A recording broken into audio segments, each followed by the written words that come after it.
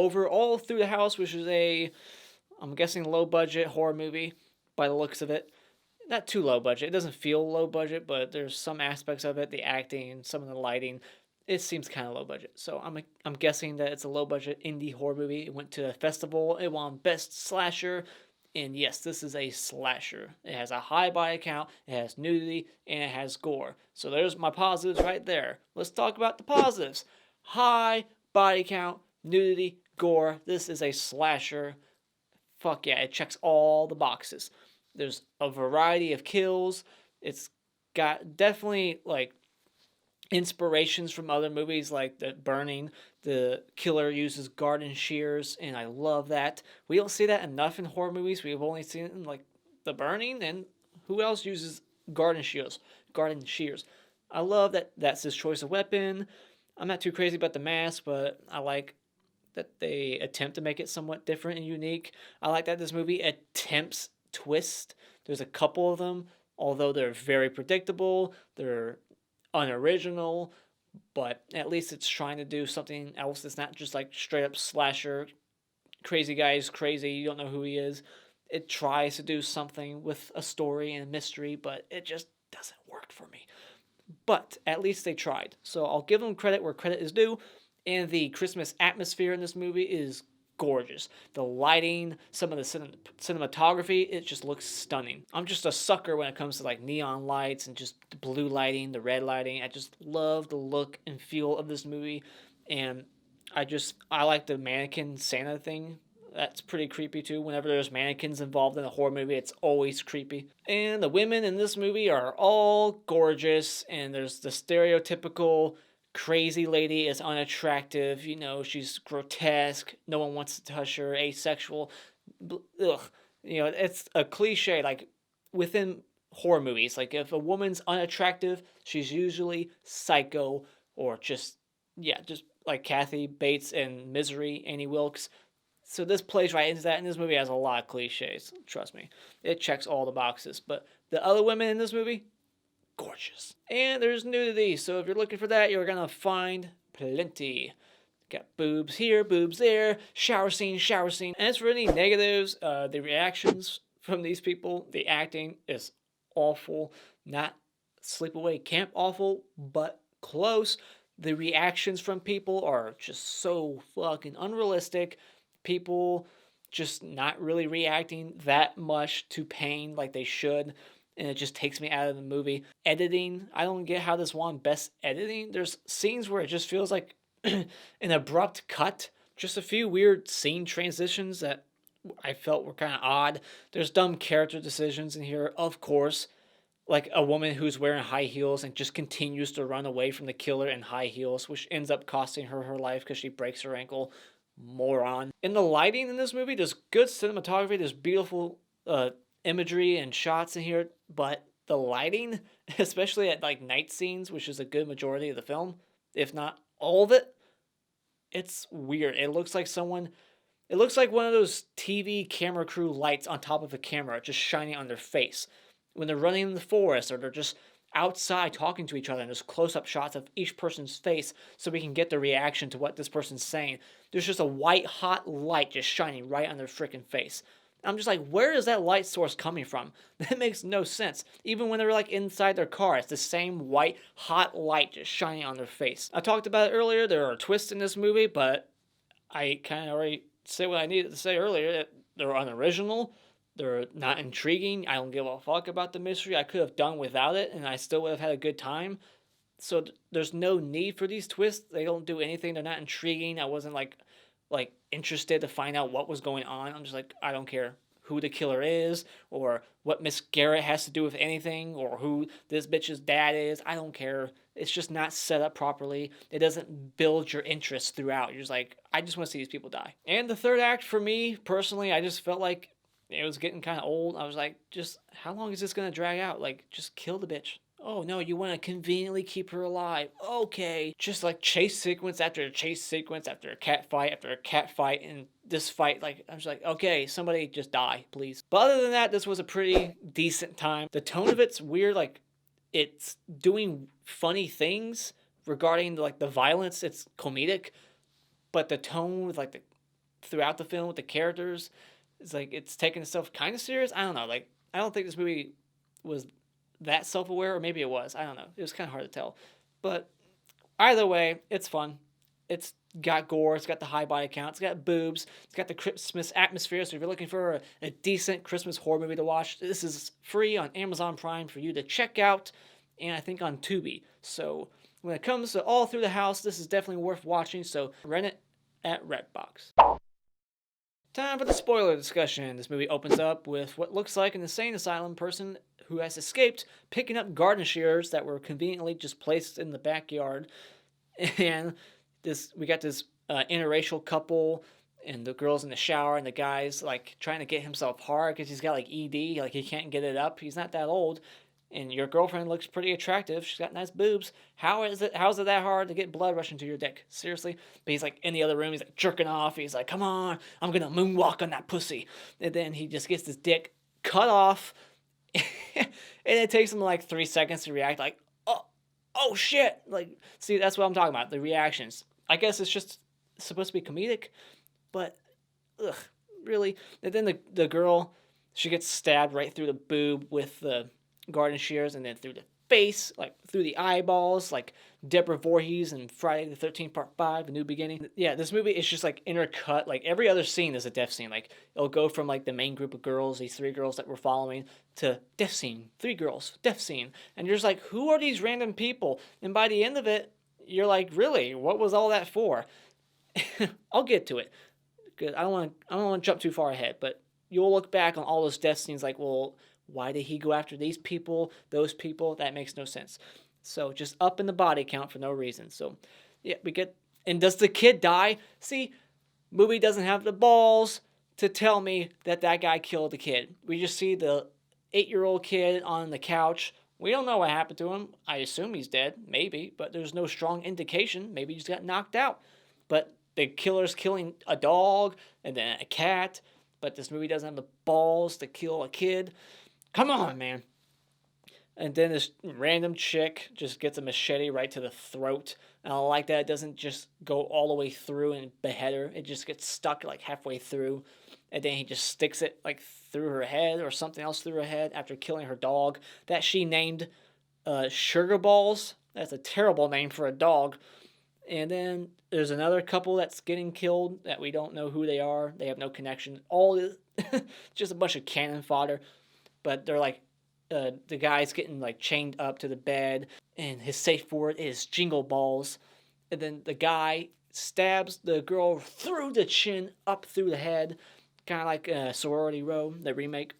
And then the guy, when he's about to get killed, he's like saying his safe word, like jingle balls, because he thinks this is his girlfriend, and then he just gets his dick chopped off. That's 2 people in a row who got their dicks chopped off, which I smartly was like, there's a reason why he's collecting so many dicks.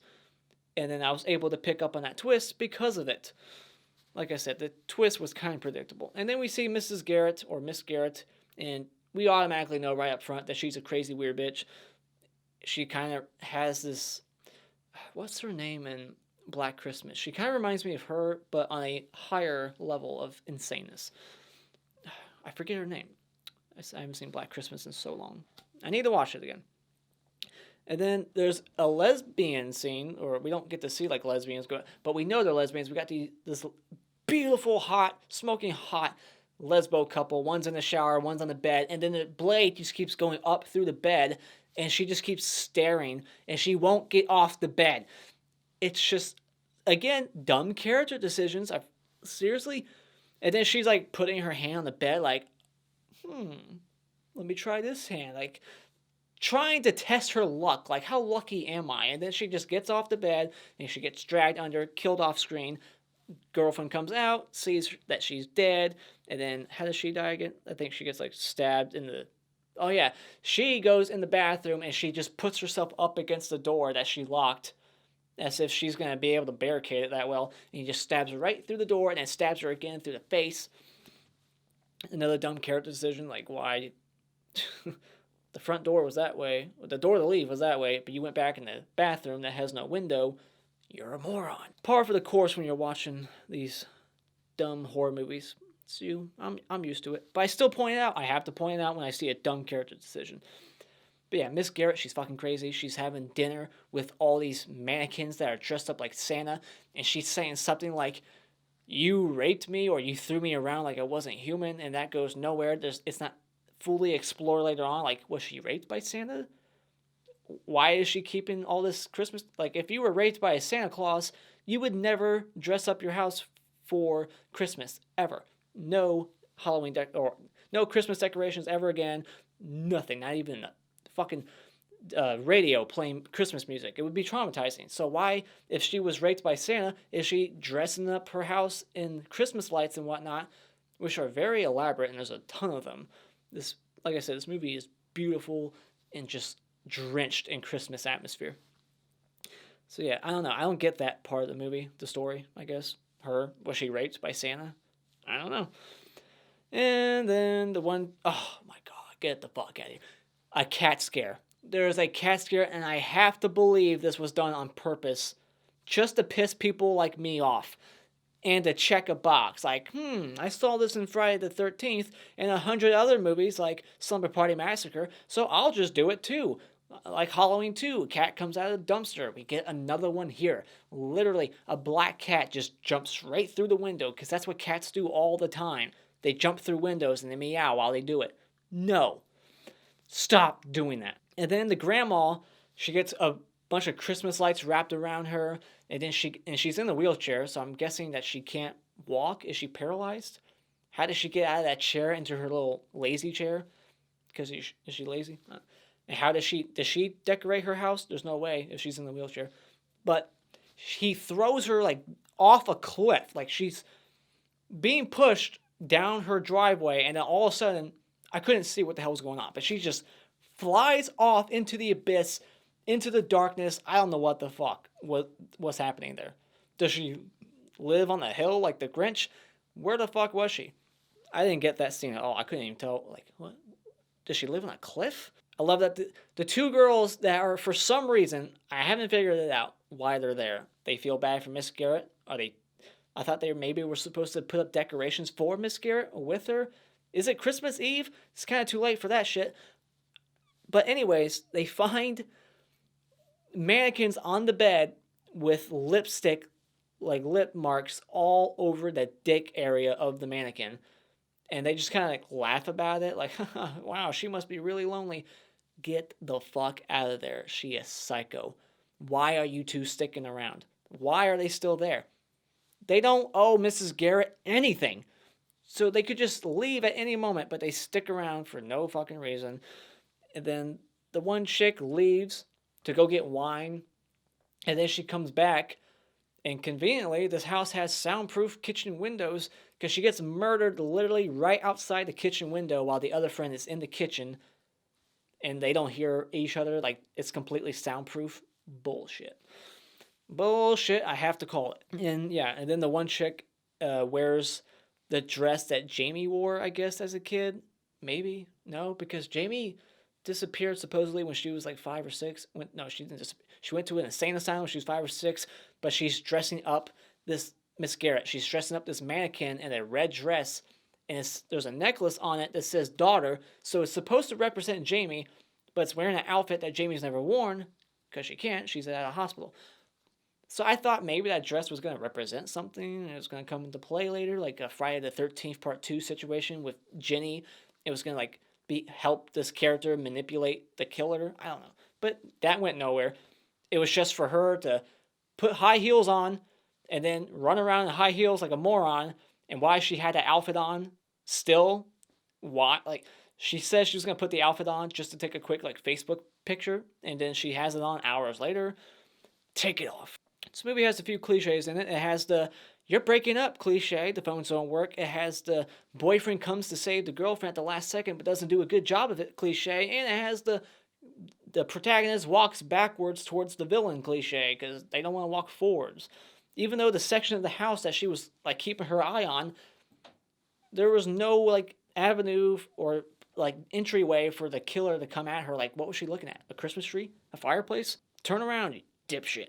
But yeah, then the boyfriend comes to try to save the day, and she's like strung up, the girlfriend, and she's dressed like Jasmine or some princess for some reason. And the killer goes at her to kill her, and then she shuts the closet door, and then 2 seconds later she opens it, and there's the boyfriend like trying to save her. It's like, how the fuck did he not see the killer 2 seconds ago? And then they have this very quiet fight on the other side of the bed, so the girlfriend can't see who's winning. They have the world's quietest fight ever. And then we find out this twist that the mom, Miss Garrett, forced her son to be a boy. She chopped off Jamie's dick. And, Jamie's a guy and a girl name, so that's another reason why I figured out this twist. I'm like, all right, this guy's collecting dicks. He keeps chopping off dicks left and right. This woman's fucking crazy. And she's the mom, right? And Jamie is a guy and girl. I was just piecing all this stuff together. It was just very obvious. And it's not original. This is Sleepaway Camp except Christmas. So it's a Christmas sleepaway camp movie. We get a little Black Christmas reference. Well, not really a reference, a homage, I guess, because Miss Garrett takes a garbage bag and puts it over her head to strangle her. So it was kind of a cute moment. I was like, oh, like Black Christmas. That's what I should be watching right now. But yeah, then Mrs. Garrett and the main girl in here, they have a cat fight that goes on. And then we see Jamie, he has a bag of dicks. We finally get that confirmed that he has been collecting the dicks like I thought. And then Mrs. Garrett stabs the boyfriend, and hardly any remorse from the girlfriend, or although they were broken up at that time, but they were kind of patching things up because of the traumatic situation. Like, I'm never going to leave you again. This whole situation has opened my eyes. I love you. We shouldn't have ever separated. That cliche situation in movies where a terrible situation kind of like patches up old wounds between couples. Like, oh my gosh, I'll never take you for granted. And then the mom goes to kill the daughter/son because she can't fix her. She'll never be a real woman. And she barely nicks him in the back. Like, when you see the shot of the blade in Jamie's back, it's like not even an inch in. It's like, if you're going to try to kill your daughter, you should do a better job. Not just, and then son strangles the mom, and I like that it actually takes like 2 whole minutes to strangle her. Always in film, they strangle somebody, and like 10 seconds later, like, ugh, I'm dead. No, it would take a while. Another cliche I want to point out is the whole blood out of the mouth cliche in horror movies. Whenever someone gets stabbed in the chest or the stomach, blood comes out of their mouth like automatically.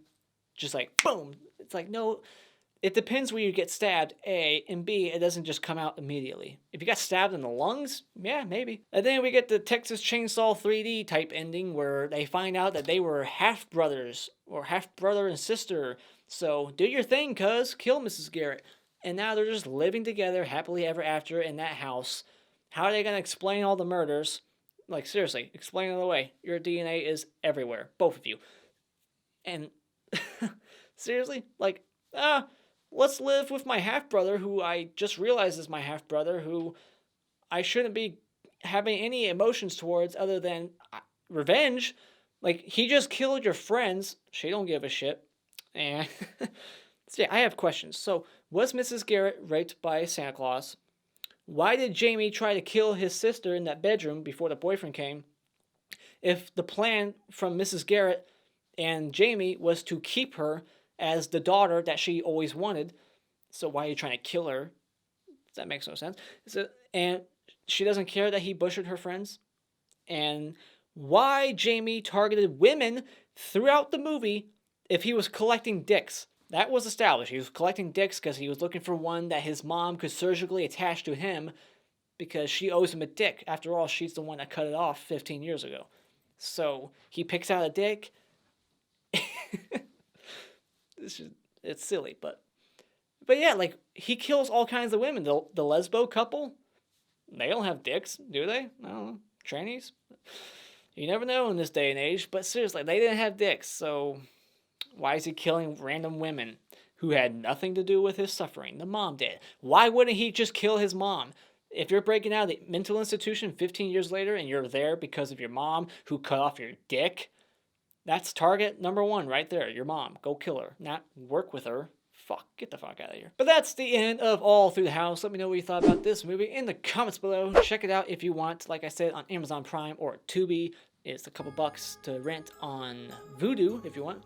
Or you can just look up clips on YouTube. That's what I used to do. So, thank you so much for joining me tonight. If you like what you've seen here, you can hit this like button. And if you want to become a subscriber, you can do so just by clicking on my cartoon face in about 5 seconds. And until next time, auf Wiedersehen.